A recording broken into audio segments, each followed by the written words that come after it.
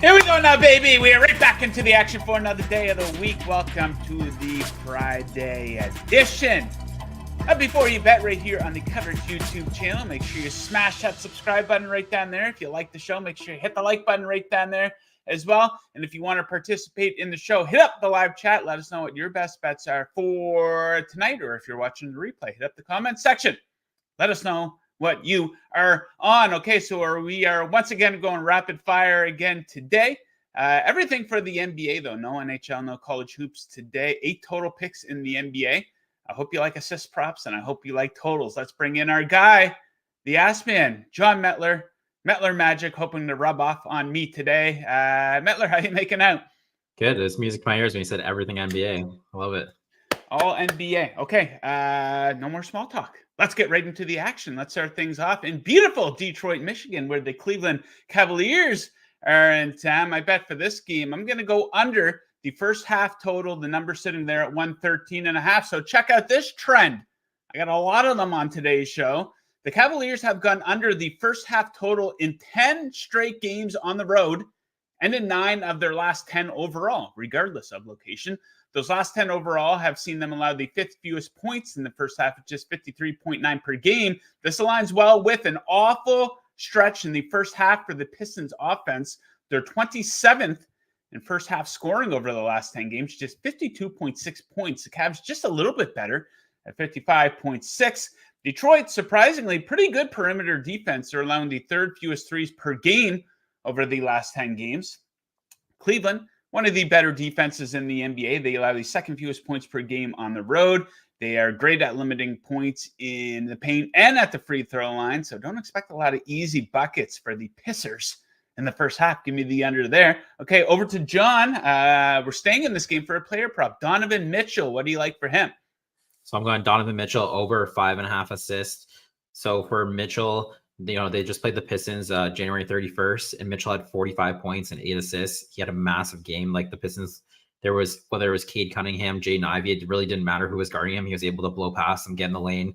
He had also from the 3-point line, he was separating like crazy. I think he hit 6 threes in that game. The one thing for tonight's game versus that game is, in that game, Asar Thompson, this was before the trade deadline. So like Bojan Bogdanovic, Alec Burks, these guys were playing for the Pistons. Asar Thompson only saw 18 minutes in that game. Now Asar Thompson is a starter. He's playing 30 plus minutes. He's actually a really good perimeter defender. Like even for a rookie, if you look at his defense metrics and just watch him, he's excellent on the perimeter. And I think you just touched on about the perimeter defense there. For Thompson, I just think Thompson will be the primary defender on Mitchell. And that could create Mitchell. Mitchell, whenever you're talking about a superstar in the NBA, they're always going to be able to score. They're always going to be able to get in the lane. They're still going to get to their spots and stuff. But I think Thompson, like the length and athleticism of Thompson, could disrupt Mitchell like just enough that when he does get in the lane, he might be looking for, his lob threats of Jared Allen and Evan Mobley, or his shooters, Max Strus and Darius Garland. And Mitchell's teammates right now, like Garland just hit 7 threes the other night. Max Strus had all those big threes against the Mavericks. His shooters are shooting it really well right now. That really helps an assist prop. And he also has 2 lob threats. He's in like the perfect environment to get assists. Also, just quickly, we had on the graph there plus 115. I bet at plus 120 this morning before we came on here. I did see it move to minus 130 at DraftKings. That's a huge move. It's moved big jump. Quite a bit. Yeah. So I priced this at minus 118. I saw there was a minus 110 on the board. You're getting pretty close to that point where I'd probably just leave it alone, but it might come back. Props move all over time. So like later this afternoon, if you see like a plus 100, grab it. Okay, there we go. Next up, let us go to Philadelphia, where the Charlotte Hornets are in town. I have another under bet, a total of 214. Let's take the under on this one because we are seeing rock bottom scoring in Hornets games here lately. 7 straight unders, average combined score of just 204 in those games. And check this out. At least one side in these 7 games scored fewer than 100 points 7 times during the span. These teams met back on January 24th and combined for just 186 points in that game. Just horrible offensive form for these teams. 30th and 24th in offensive rating over the last 10 games. On the defensive end, however, both really good at forcing turnovers, so don't be surprised to see a lot of dead possessions in this game. And recent playing styles do suggest that this game will be played at a slower pace. Last 10 games, each team is in the bottom third of the league in pace. And Philly on defense, they're making their opponents work. They are allowing the fourth fewest shots per game over the last 10 games. So give me under tonight in Philadelphia. Maybe something a little bit more exciting. Steph Curry, what do you like for him? I'm going Stephen Curry over 4.5 assists. So I actually bet this exact prop yesterday. And I hate to break to you, but it didn't win. He only had 1 assist against the Knicks. It's not really what you want to hear, but he had 8 potential assists, which is a good sign. I think my opinion for yesterday with Curry, with why I bet it, is it's the same today, and I still feel pretty strongly about the stance. So it's why I'm coming back to it. Is that Curry was trading at like 6.5, 5.5. They've dropped him down to 4.5 here because Chris Paul's back, and Chris Paul statistically hurts Curry for assists. It's proven from earlier in the season. The thing is, I think they've over adjusted for this because earlier in the season, Chris Paul was starting alongside Curry. So he was like completely vulturing Curry's assist, moving him off the ball. That's not the case anymore. Like Curry's in complete control of the offense when he's on the court. Their minutes are kind of running. They overlap a couple minutes here and there, but they're pretty much running opposite of each other. So this is very different to me. I think hasn't been proper. I think they're adjusting Curry's prop because Paul's back without kind of taking into account like how the rotations and the substitution patterns are very different for the Warriors now versus where they were early in the season. So I'm coming back to this. His projection's higher today against the Raptors than it was yesterday against the Knicks, and we're getting even a better juice on the 4.5. So I'm coming right back to the 4.5. All right. Shout out to Luis Torres in the live chat. He says LFG, boys. Now I know what the L stands for. I know what the G stands for. Not quite sure what the F stands for there, but shout out to Luis Torres. Okay, moving on. Game of the week across all sports. Of course, I'm talking about the Portland Trail Blazers in Memphis to take on the Grizzlies. An over bet. Here we go. Over 107.5 in the first half in this game. Check out this trend. These teams are combined 16-3-1 to the first half over in their last 10 games. Each team's average combined score at half has been higher than this number of 107.5. The Blazers defense has been getting off to awful starts on the road. They are 29th in first half points allowed on the road since the calendar flipped to 2024, allowing 62.8 points in the first half in that span. And expect a lot of action from the 3-point line and at the foul line. Memphis has actually been strong offensively from 3-point land, but awful on the defensive end when defending the perimeter, and some dirty defense has the Portland Trail Blazers ranked near the bottom of the league in foul shots allowed over the last 10 games. So give us over 107.5 in the first half in that game. Next up, Vucevic. You're going back to the well on this one, right? I think you were on him the other night. Yeah, we were on him for Wednesday's show. So on Wednesday, I was talking about it was 2.5 minus 110. I was saying, even regardless of the matchup at this price, it's just a good bet for Vucevic. So imagine when I woke up this morning, I mean, the coffee wasn't even in my veins yet. I saw plus 105. I was like, bet, I'm taking this. Or you gave me 2.5 plus 105.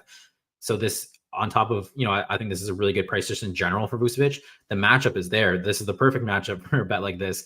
We've been attacking we've been using assist props for centers against the Milwaukee Bucks all season. Vucevic fits his profile perfectly because he's a forward who can pull their rim protectors away from the lane, and he can shoot the ball and he can pass the ball. The one thing too with this, I actually do think, they haven't done it in their previous games against the Bucks this season. I actually do think they might go back to that Vucevic at the 4 and Drummond at the 5, like they just used against the Cavaliers on Wednesday. This would also help Vucevic with this prop. They beat the Cavaliers on Wednesday, so why wouldn't you go back to it? It's kind of the same. The Cavaliers are really good on the front court. Bucks really good on the front court. Alex Caruso missed that game, which made it pretty easy for Donovan to decide to use that lineup. He's questionable tonight. I'm not sure if he's in or out. I just think they might just use that lineup in general, and because of the matchup with the Bucks, and that would really help Vucevic's assist prop as well. Okay, so back to the well on that one, and back to the well on under for Pacers versus Pelicans. We played this on Wednesday when the game was in Indiana. I'm going to play it again with tonight's game taking place in New Orleans. The number at 239. So check out this. A trend-heavy show here. The Pacers have gone under in 14 of their last 17 games on the road. Their games on the road tend to be lower scoring than their games at home. And this is a trend I mentioned. It hit for us there the other night. So it's now up to 10 straight Pacers games with a total of 240 or less have gone under the total.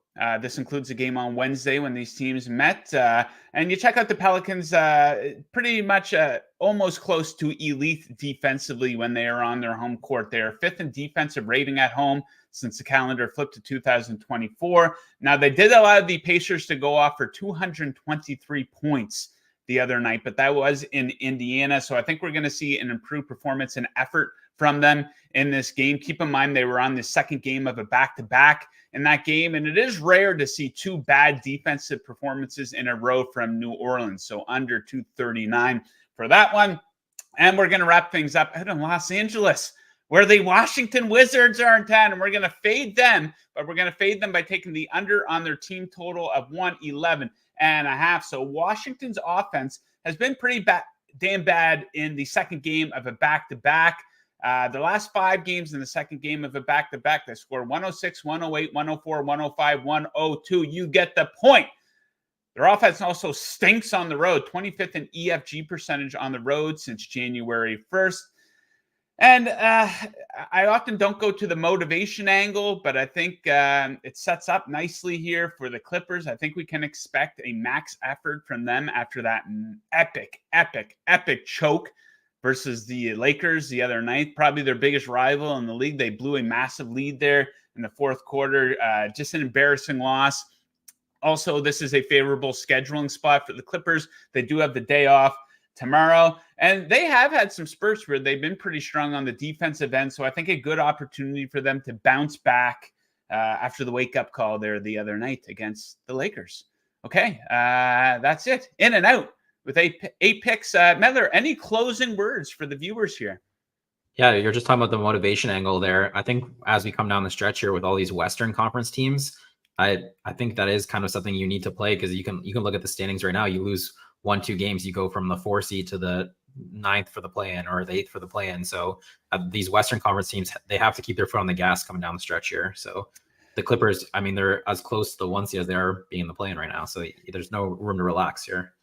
Yeah, I mean, if they don't come out 100% effort tonight, I don't know if this is a team you can really trust to make a deep run in the playoffs after that epic choke. And they're fairly healthy. I think Paul George might be questionable, but most of the big dogs should be in the lineup here for them tonight. Okay, so that does it for the Friday edition. Before you bet, a lot of great content up here on the Covers YouTube channel, though. The boys did their hockey show earlier this morning. So if you want some puck picks, you can check that out. That's up live on our channel right now. UFC going on tomorrow. Ro and I did our best bets video for that. So if you're interested in the UFC Fight Night event in Las Vegas tomorrow, you can check out our best bets for that. And that's it. We're going to be right back with you guys on Monday, breaking down all of our best bets for, I think we're going to have some college basketball and maybe some hockey on the show as well on Monday. So thank you guys very much for tuning in. Thanks to Jon Metler for joining us. Metler, best of luck with your bets, and we'll see you guys on Monday.